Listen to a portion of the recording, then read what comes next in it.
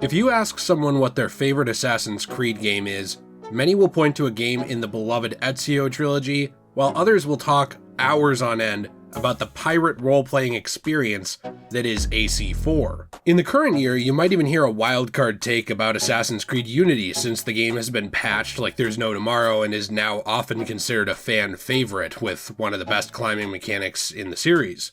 One game that often gets ignored in the discussion is Assassin's Creed 1. While it may not be the fan favorite that jumps out at many people, as this series was still finding its footing in the early days and there was no real indication that it would be as big as it is today, there's a lot to be said about the beautiful simplicity of Assassin's Creed 1 and the character-driven story of Altair Ibn-La'Ahad. Now, before we hop into the rest of this video essay, please be sure to leave a like and subscribe if you enjoy this video. Also, our channel memberships are now up, so if you like what you see here and you're interested in helping support the channel, we do have a Patreon. Otherwise, that little join button down below will allow you access to a wide variety of little exclusive goodies by becoming a member of the channel. I've recently been revisiting Assassin's Creed 1, and there's a lot of things to love in this game that I think often go unnoticed. There are two narratives occurring within the story at the same time. There's the real-world story narrative of Desmond Miles, a seemingly average bartender who's been kidnapped by some secret organization, and there is a narrative occurring in the past following Altair. While both narratives are important and play an overall role in the game, the player will spend the majority of their time with Altair. Now, this game, like many stories worth telling, begins with a mistake. Altair is a young Syrian man and a member of the Assassins Brotherhood.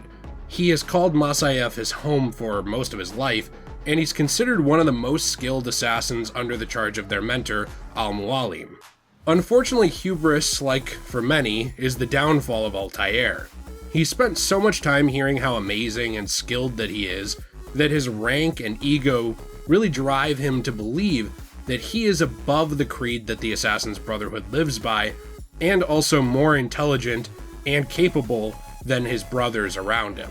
In the early days of the Assassin's Creed franchise, we didn't actually know every detail about the creed itself, and it is fairly simplistic in this game, but it definitely gets the job done. The creed sought peace in all things.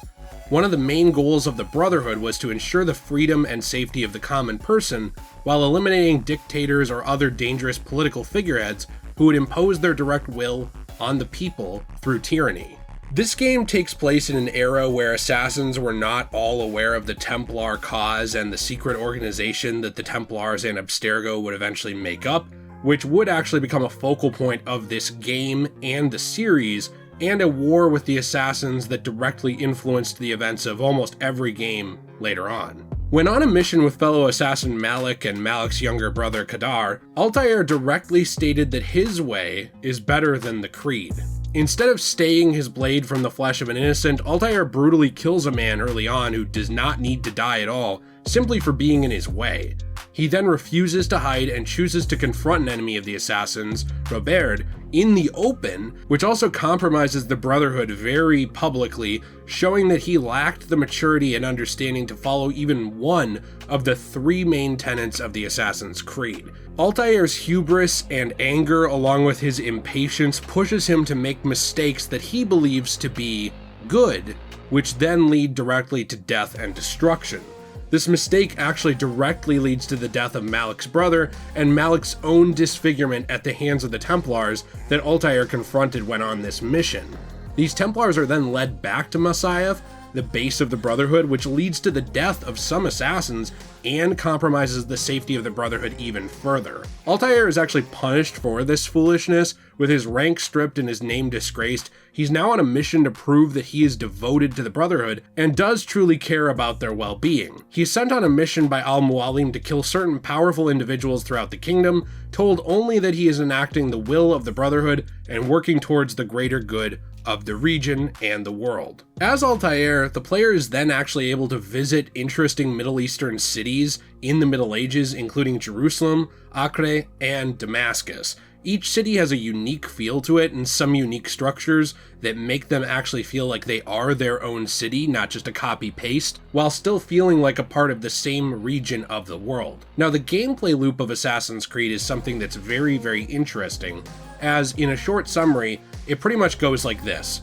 The player controlling Altair enters a city, talks with the Assassin's Brotherhood's guild representative in said city, and then heads out to do missions that include tailing targets, pickpocketing information and notes from targets, as well as eavesdropping on citizens or allies of the primary target in the city, and more.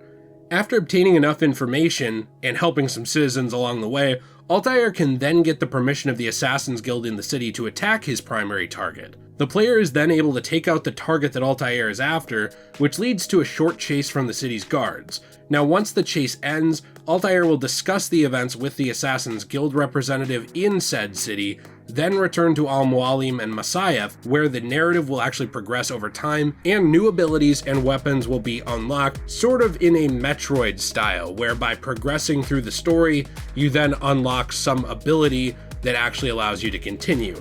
It's not a simple level up based system. There's really no leveling up to it. It's pretty much just you are rewarded for progressing the story, which then allows you to get new abilities. And the progression of the game itself, while simple, is actually extremely rewarding because of this, as it feels like a natural way for the player and Altair to become more powerful over time. Now, I will say this system is not without problems and questions, like anything in a video game, including the quandary of being demoted in rank and how that would make Altair forget to, say, tackle someone, as that's one of the abilities you lose early on. But it's overall a very fluid progression system that actually rewards the player for participating in the story and makes them feel like they're gaining new abilities over time. You're truly led to believe throughout the game and feel as if you are slowly working your way back up through the Assassin's Brotherhood. Now, the idea of a disgraced warrior needing to clear their name and learn from their mistakes is an archetype almost as old as storytelling itself, but it's done extremely well here. Altair begins this game as a cold-hearted, angry, and prideful mess, but over time, as he becomes more aware of the world around him and gains new abilities, he begins to change on the inside just as much as he does on the outside.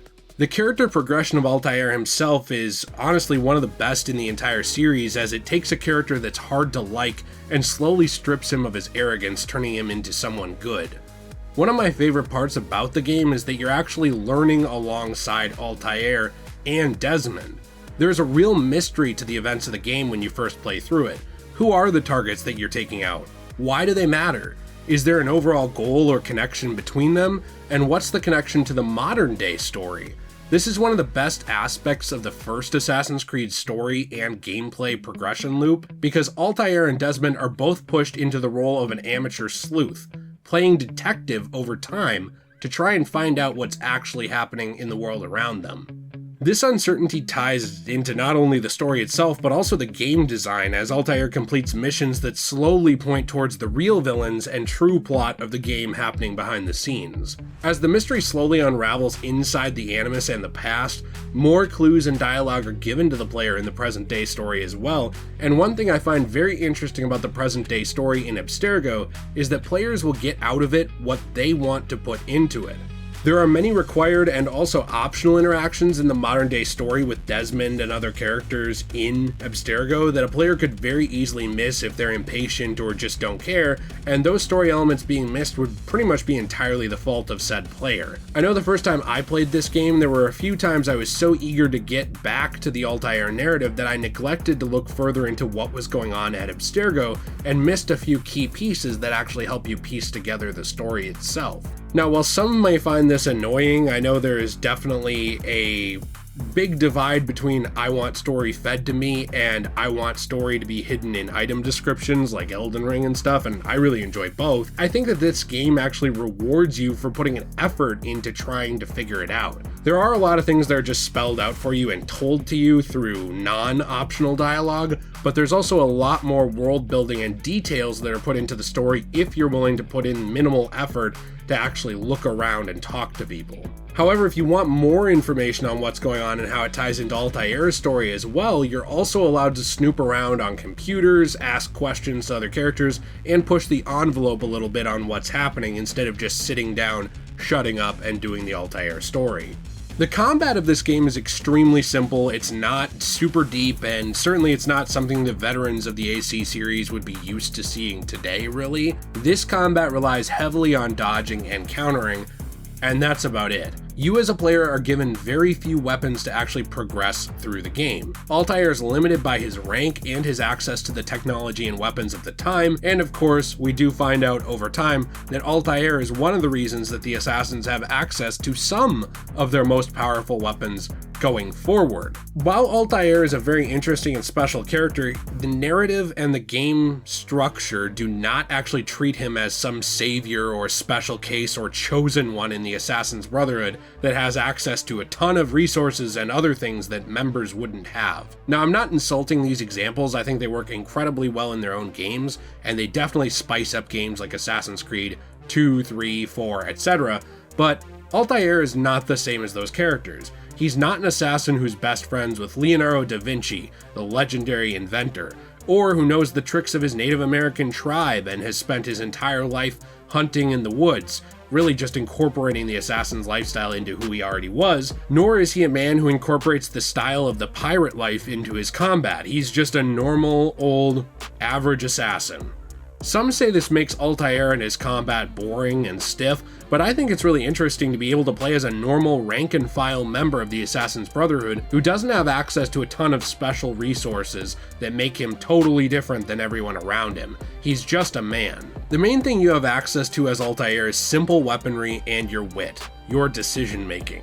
Choosing when to strike and where, deciding if you want to hide, or simply keep running until you're in a safer location and hide, deciding if you want to be brash and not sync viewpoints, pushing the main story to unlock the map, or listen in on more conversations to find out hidden information. These things make Altair feel a bit more limited in a very interesting way because, again, he is a man. This game also has very intentional and interesting climbing mechanics, and while it is, again, much more limited than later entries in the series, I think there's something extremely interactive and deliberate with the design of the precise player control in Assassin's Creed 1 that allows players to scale buildings of the Middle Ages with ease, but also think about it as if it were a bit of a puzzle. Altair can climb such a wide variety of objects and buildings, and this was almost unheard of in the year of 2007. I know in modern day, we're very spoiled with game design that allows you to leap up buildings in a single bound, run across them like Spider-Man in the PlayStation 4 and 5 classic games, or even as well, just almost auto-climb up things in something like Assassin's Creed Valhalla. But at this point in time, this was unheard of, and this climbing mechanic was very deliberate. It was very much climbing the building a piece at a time, and I do think that there is a middle ground that could certainly be found between this and the modern climbing mechanics of Assassin's Creed, which is something I'd love to make a video about in the future. It's a very intentional, and you have to actually plan out and make your climbing moves while thinking about it instead of just holding up. Honestly, the climbing and different overall feeling of this game are some of the elements that led to Ubisoft publishing this as its own title and spearheading its own series, instead of incorporating it into the Prince of Persia franchise as they originally planned with the title Prince of Persia Assassin. Despite a lack of the hefty side quests and optional objectives that later games allow, I always find myself exploring the crevices and rooftops of the world of Assassin's Creed 1 just to look around and feel like I'm a part of that world whenever I boot the game up. There are things to do other than the story, like helping or racing members of the Brotherhood, aiding citizens who are being attacked, and finding flags, but overall the game is fairly straightforward with what you can do, and it reminds me a lot of a game like Shadow of the Colossus. Shadow of the Colossus puts you in an open world, but it doesn't feel the need to overburden you with pointless activities or just dump filler content on you to keep you playing the game. They let the world and the game speak for themselves, which is something I think Assassin's Creed 1 does fairly well. It is a self-contained sandbox, or should I say series of sandboxes, that certainly has content to engage with, but not so much content that you are overwhelmed. And while it may not be as in-depth as later entries in the series that have a very wide variety of side objectives, missions, optional full syncs, and more, Assassin's Creed 1 has so much charm and character growth and personality that makes it stand out. It encourages exploration and intentionality of gameplay, while also not making you feel like you need to take weeks off of work and a second mortgage out on your house in order to afford playing the game. It prioritizes its narrative and your growth as a character, and also the exploration of its interesting world and time periods, instead of prioritizing padding out its length with extra content, and this game directly leads to one of the best protagonist redemption arcs in gaming. You start out almost on a mission of trying to prove that you actually are not who people say you are, and of course, over time, you become someone else. I think it's very, very interesting. I love it to death, and it's something I just wanted to take a few minutes to talk about today, because I think this game deserves a lot more appreciation than it gets. If you enjoyed this video, please be sure to leave a like and subscribe. That helps me out a ton. Also, watching future content when I upload means the world to me, as I do plan to do more Assassin's Creed videos. I also cover a wide variety of other things, including general gaming and entertainment, pop culture, and news. I also make videos on things like, Assassin's Creed, which you're here watching, of course, Fallout, the Batman Arkham series, DC content, James Bond, sometimes Kingdom Hearts, and more. So I hope to see you back here on the channel. We do also have a Patreon and channel memberships that if you're interested in, the join button is down below. It helps support us a lot. We have a secondary Let's Play channel, Degenerate Plays, where we're currently playing through Assassin's Creed Brotherhood. We recently played through Assassin's Creed 2, so I hope to see you over there. And my wonderful, wonderful, beautiful wife, Jill, has her own store, EnchantedGlamour.com. That's EnchantedGlamor.com, where she sells one-of-a-kind, awesome resin pieces from repurposed comic books that were being thrown out, and also very beautiful handcrafted jewelry, among other things that she makes that I really love. So if you want to help support this channel, there's a wide variety of ways to do that. I appreciate you very much. And at the end, I'm going to say a big special thank you to some of our supporters, which I'm going to put here. Thank you so much for all of your help. You mean the world to me, and you help keep the lights on with this channel and keep us going and trucking forward into 2023. Have a fantastic day, and as always, everyone, stay shui.